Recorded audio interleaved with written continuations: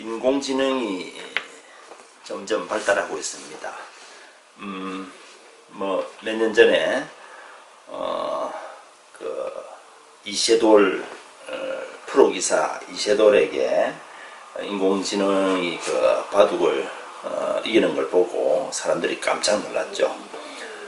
제가 바둑을 참 아주 좋아하는 그런 사람인데, 이 바둑의 수라는 것은 그 경우의 수를 따지면 너무너무 많죠. 너무너무 많아서 옛날 계산으로는 뭐 0을 400개 정도 붙여야 된다 뭐 이런 말이 있었는데,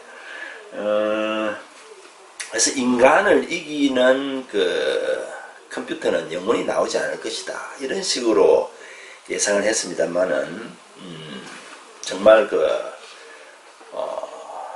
예상을 훨씬 뛰어넘고 이렇게 일찍 인간을 이기는 지능이 나왔다는 거, 인공지능이 나왔다는 건 정말 놀라운 일입니다. 근데 인간이 사람이 그 인공지능보다 뛰어난 게 몇 가지 있다고 합니다. 영원히 인공지능이 따라오지 못하는 거, 그거는 공감하는 능력. 우리가 다른 사람하고 공감하고 공감을 통해서 사랑하고 하는 그런 능력하고, 그 다음에 어떤 상상을 통해서 창조하는 능력, 이런 것은 인공지능이 따라올 수 없다고 합니다. 근데 오늘 이야기하는 이 아인슈타인을 보면은 여러 가지 그 명언을 했는데요. 결국은 공감과 창조, 이런 것을 강조하는 그런 이야기들 같습니다. 아인슈타인은 1879년 독일 태생이고 유대인이죠. 1955년까지 살았으니까 되게 한 75세, 76세에 사망을 했습니다. 뭐 두말하면 잔소리죠. 20세기 최고의 과학자로 일컬어지고 상대성 이론으로 유명하죠. 뉴턴의 물리학, 뉴턴 이후에 가장 위대한 과학자다, 물리학자다 이렇게 보고 있습니다. 이제 독일에서 이제 히틀러가 정권을 잡으면서 유대인 이렇게 박해가 계속되니까 점점 심해지니까 1933년에 아인슈타인은 미국으로 건너갔습니다. 그리고 2차 대전 말기에 독일이 원자폭탄을 만들기 전에 미국에서 먼저 확보해야 한다 이런 내용의 편지를 루즈벨트에게 보내서 결국은 미국에서 원자폭탄을 만드는 계획을 맨하탄 프로젝트라고 하죠. 그것이 실행이 되고 했는데, 아인슈타인은 실제 원자폭탄 제조에는 참여하지 않았고, 나중에 일본의 원자폭탄이 투하되고 나서 비로소 알게 되었고, 굉장한 우려를 많이 했다고 합니다. 이제 엄청난 무기가 잘못 쓰이면 인류가 멸망할 수도 있는 거죠. 이 사람의 명언을 몇 가지 보겠습니다. 문제의 정확한 표현은 해결책으로 이어지기 때문에 문제를 인식하는 것이 솔루션을 식별하는 것보다 중요하다. 문제가 무엇이냐를 제대로 파악을 하면 해결책이 나온다는 거죠. 그러니까 뭔가 해결책을 찾는 것보다는 문제가 어떤 거냐를 인식하는 게 더 중요하다. 아이디어가 처음에는 터무니없는 소리로 들리지 않는다면 그것에 대한 희망은 없다. 처음에 뭐 택도 아닌 소리로 들리는 그런 아이디어가 성공한 게 엄청나게 많이 있죠. 논리는 A에서 B로 당신을 데려오지만 상상력은 당신을 모든 곳으로 안내한다. 상상력이라는 게 그만큼 중요하다. 가장 위대한 과학자는 항상 예술가이기도 하다. 예술적인 그런 어떤 감각하고 과학하고는 통한다는 것이죠.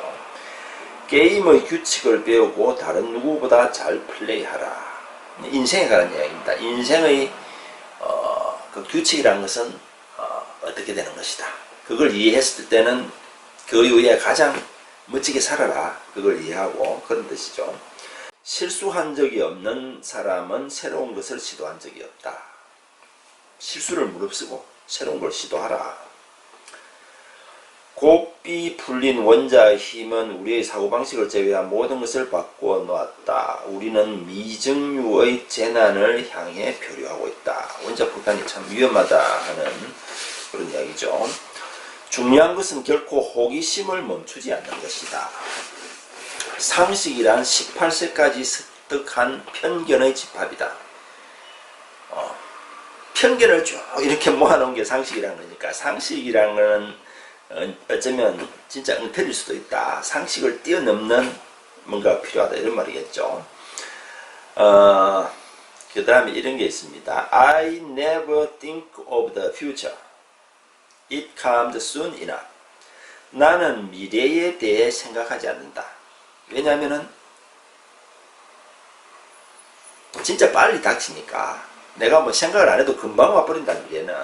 그러니까 생각할 필요가 뭐가 있나. 기술의 진보는 마치 병적인 범죄자의 손에 든 도끼와 같다. 기술은 많이 이렇게 진보를 하는데 그에 대한 그 윤리나 도덕이나 인간성이 없어진다면 정말 위험한 것이죠. 지혜는 학교에서 배우는 것이 아니라 평생 노력해 얻는 것이다. 나는 제3차 세계대전이 어떤 무기로 치러질지 모른다. 3차 대전에서 어떤 무기가 나올지는 잘 모르죠. 하지만 제4차 세계대전은 몽둥이와 돌로 싸우게 될 것이다. Sticks and Stones라고 했는데 이게 무슨 뜻일까요? 3차 대전에서 뭐 원자 폭탄이 나올 수도 있고 뭐 엄청난 무기들이 나올 수 있겠죠. 그러면 지구가 완전 멸망하고 그 다음부터는 석기 시대로 돌아가는 거죠. 그래서 몽둥이와 4차 세계대전은 몽둥이와 돌로 싸우게 될 것이다. 아름다운 여자의 마음에 들려고 노력할 때는 1시간이 마치 1초처럼 흘러간다. 그러나 뜨거운 난로 위에 앉아있을 때는 1초가 마치 1시간처럼 느껴질 것이다. 이것이 바로 상대성 이론이다. 좀 재밌게 설명했죠. 내게 신이란 우주 만물에 대한 나의 경외감이다. 우주 만물은 너무나 신비하지 않습니까? 정말 그 모르는 것 투성이죠. 그것이 이 사람 생각에는 신이라는 거죠. 종교 없는 과학은 절름발이며 과학 없는 종교는 장님이다. Science without religion is lame. 종교 없는 과학. 과학만 발달하고 어떤 종교, 철학, 인간의 어떤 본성이 그에 맞춰 발달하지 않는다면은 그 과학이라는 것은 절름발이에 불과한 거죠. 근데 과학 없는 종교는 장님이다.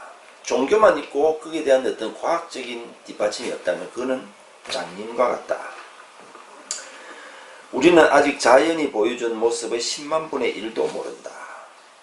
오직 모를 뿐인 거죠. 인간 건강에 도움이 되고 지구상에서 생존할 수 있는 확률을 높이는 데는 채식주의만큼 진화한 것이 없다. 채식주의가 그만큼 중요하다. 인생을 살아가는데 오직 2가지 방법밖에 없다. 이 세상에 기적이란 없다 하는 사람하고 이 모든 것이 다 기적이다. 정말 멋있는 말이죠. 어떤 지적인 바보도 사물을 더 크고 보다 복잡하게 만들 수 있다. 그러나 그 반대편으로 나아가기 위해서는 천재의 손길과 많은 용기가 필요하다. 어떤 진리가 있을 때 이걸 막 복잡하게 이야기하는 사람 것은 뭐 어떤 바보도 할 수 있지만 정말 단순하게 명쾌하게 할 수 있는 것은 천재만이 할 수 있다는 거죠. 학교와 인생에서 가장 큰 동기는 일의 기쁨, 그 결과에서 얻는 기쁨, 그리고 그 지역에 이바지한 가치, 보람이라는 거겠죠. 우리가 겪을 수 있는 가장 아름다운 체험은 신비다. 신비는 참 예술과 과학의 요람에 있는 근본 감정이다. 이걸 모르는 사람은 더 이상 놀라지도 경탄하지도 못하고 시체와 다를 바 없다. 그의 눈은 흐려진 것이다. 가장 중요한 것은 질문을 멈추지 않는 것이다. 호기심은 그 자체만으로도 존재의 이유가 있다. 영원성, 생명, 현실의 놀라운 구조를 숙고하는 사람은 경외감을 느끼게 된다. 매일 이러한 비밀의 실타래를 한 가닥씩 푸는 것으로 족하다. 신성한 호기심을 절대 잊지 말라. 호기심, 상상력이 그만큼 중요하다. 지식과 기술만으로는 인류를 행복하고 품위 있는 삶으로 인도할 수 없다. 시초부터 종말까지 모든 것은 우리가 통제할 수 없는 힘에 의해 결정된다. 별, 인간, 식물, 우주의 먼지뿐만 아니라 벌레 등 우리 모두 보이지 않는 저 먼 곳의 피리 부는 사람의 곡에 맞추어 춤을 출 뿐이다. 저 먼 곳에 있는 피리 부는 사람. 우주라고도 하고 신이라고도 할 수 있겠죠. 우리는 오직 모를 뿐인 것이죠. 너무나 신비하지 않습니까? 이 모든 우주와 우리 인생 다 신비한 것 뿐이죠.